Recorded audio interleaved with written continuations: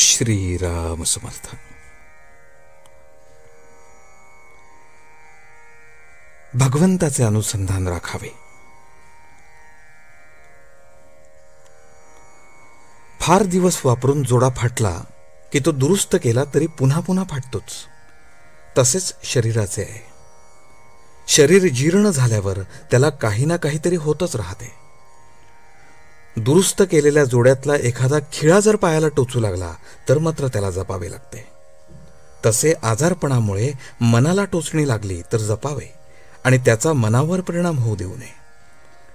आपल्या आजाराचा, म्हातारपणाचा आपण फायदा करून घ्यावा.